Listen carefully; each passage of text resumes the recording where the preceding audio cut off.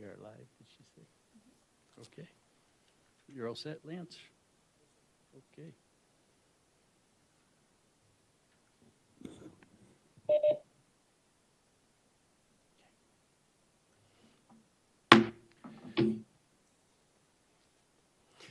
Good afternoon and welcome to the Board of County Commissioners Business Meeting for Tuesday, November 10th, 2020. I'm getting an echo, I'm sorry. I hesitate a second. Would we all please stand and join us in the pledge?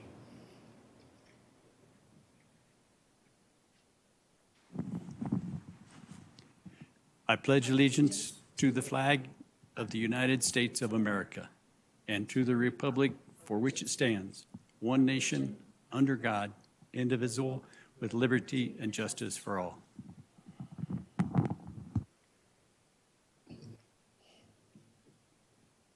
Thank you, everyone. We do have a quorum. All three commissioners are in attendance. Commissioner Layden is joining us virtually. Welcome, Commissioner Layden. Hello, Commissioner Partridge, Chair Partridge, Commissioner Thomas. Mr. Ingles, do we have certification of our agenda today? We do, Mr. Chair. My office has reviewed all items on today's agenda, and they all meet legal approval. And do any of the commissioners have any disclosure for any item on our agenda? I have none, Mr. Chair. Thank you. And I have none, Mr. Chair. Thanks. And I have none. Moves us on to our item number 2, citizen or organizational comments. If there's anyone in the audience, either online or in the room, that would like to address the board regarding any item that is not on the consent agenda, would you feel free to come up to the lectern, or I will ask Ms. Dunning if there is anyone with their hands raised who would like to address the board. Thank you, Commissioner. I have no hands raised. And no one in the room coming forward. Thank you. Moves us on to item number 3 on our consent agenda.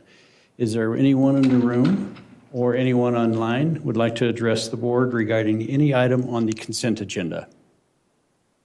And anyone online, Ms. Dunning? Thank you, Commissioner. Again, no hands raised. And no one in the room coming forward. So I'll bring it back to the board for discussion. I believe we may have one item. I will ask Commissioner Thomas regarding that. Yes, Commissioner Partridge, if you don't mind, I would like to have the Sheriff's Office give us some information about item J on the consent agenda. It says in the write-up, it's a jail mediation assisted treatment program, and I think it should be jail medication assisted treatment program. And I would just like to get that clarified, and I have a few questions. And we have representatives from the Sheriff's Office. Yes, Captain Darren Wakely. I'm the captain over the detentions division. Yes, Commissioner, it is supposed to be jail medication assisted treatment program. That was a typo. I apologize for that. Thank you. So when I read through the packet, it looks like there was a grant that was provided to the county, but the vendor couldn't get the staffing online. And now there is still a problem with staffing, but this grant will provide funding until March 29th of 2021. So if I have any of that wrong, let me know. But my question is, if this is really an important program, I think, for you to operate your jail to help offenders get out of the system and become productive citizens. If there are not staffing people available to do this program, is this program alive and well? And if not, what can be done to get it operating? This program, specifically the JMAP program, has been a priority for me as the detentions captain. I have educated myself on this process because it was new for me. I didn't understand it and know about it. And so I've taken the steps to educate myself prior to putting it online. We run into a couple of different issues, one of which was the COVID pandemic at the onset of this year, which kind of was a roadblock to getting this done. It is a priority for me. One of the issues, as you mentioned, that we had was bridging the gap between the grant funding as well as the ARMOR, our current contract medical provider, required additional staffing. This bridge will get us to that point to get it fully funded through the end of the year. Armor has already hired the JMAT person that will oversee the medical side of this. She's already been hired. She's already on staff. So this was the last component to getting it fully funded through the rest of the year. We are also, as part of our next contract with Armor that's going to be going in front of the commissioners later this year to fully fund it through 2021, we'll be coming forward with our next renewal of the contract with Armor. So in short, this program will be fully up and running upon approval, moving forward through 2020 as well as 2021. So right now, you don't have this program available in jail? We do for certain inmates, inmates that are pregnant. We do offer this medication. I did bring Nicole Beckett, who oversees our JBBS program. She can talk more about it, but right now, no, we don't. They are housed in medical. Those are on opioid protocol. They are housed in medical away from the general population, so we can ensure that they do have the medical attention that they need. But again, this is a priority for me to get done. And just so I understand, when we approve this, the program will be alive and well through March 29th of 2021. And then there's something else coming before us that will get you funding through the entire year of 2021. Yeah, it's the contract renewal with Armor. So at the contract with Armor, which is our medical provider, only goes through the December 31st of this year. We are renewing our contract subject to approval by the Board of County Commissioners through 2021. So that contract renewal will have in it the full JMAT contract, the full medical contract with this company moving forward. So in short, we're putting everything together for 2021, and that's still going through the normal contract renewal process, and we'll go in front of the board next month, I believe. Okay, so, and just one last question. The cover sheet uses the word mediation, but if there's a contract for the chair to sign, it says medication. Do we know that? If not, we just need to check that. So it's correct. Yeah, it should say medication. I apologize for not catching that. Okay, I have nothing else. Thank you. Thank you, Commissioner Thomas, for those questions bringing forward. Thank you, Captain. Weekly, appreciate it. All right, there's no other item on the consent agenda for the commissioners to consider. I'll entertain a motion. Mr. Chair, I have a motion to approve the requests in all items A through Q of the consent agenda. Second? We have a motion and a second. No further discussion. All in favor, state aye. Aye. State aye. Aye. Aye. Aye. And motion passes. Moves this to our regular agenda items.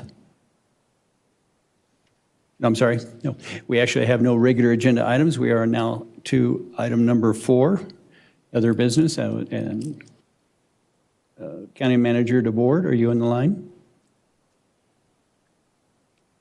What?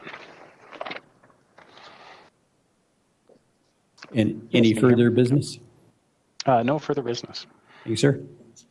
And the county manager report was enclosed in our documents, and asked for commissioner comments. Commissioner Partridge, there's just 2 things I'd like to note that were in the report that Doug DeBoard provided to the citizens, just to let everyone know that we continue doing what we can with the CARES money that we received. It's actually a reimbursement that we are able to get through the Department of Local Affairs at the state level.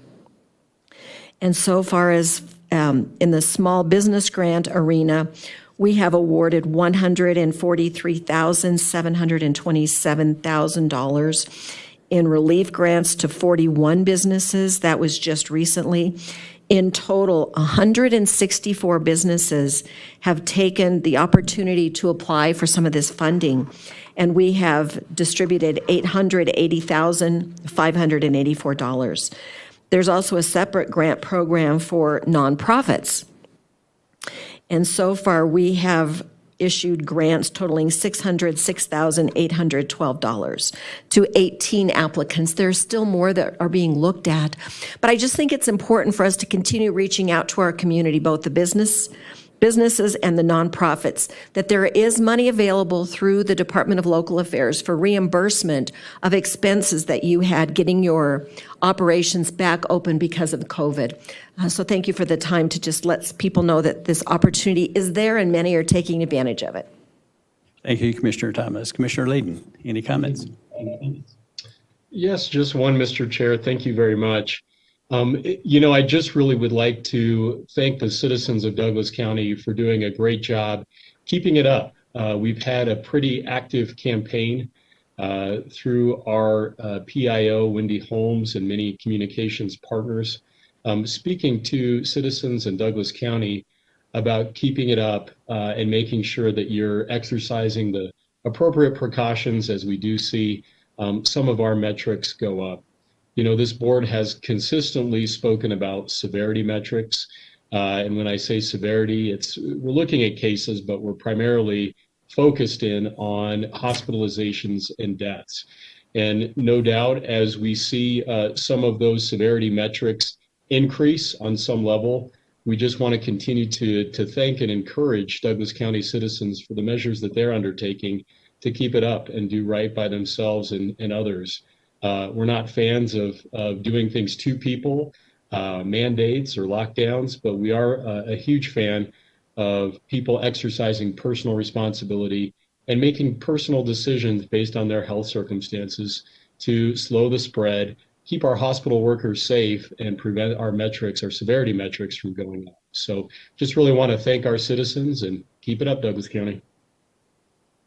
Thank you, Commissioner Layden.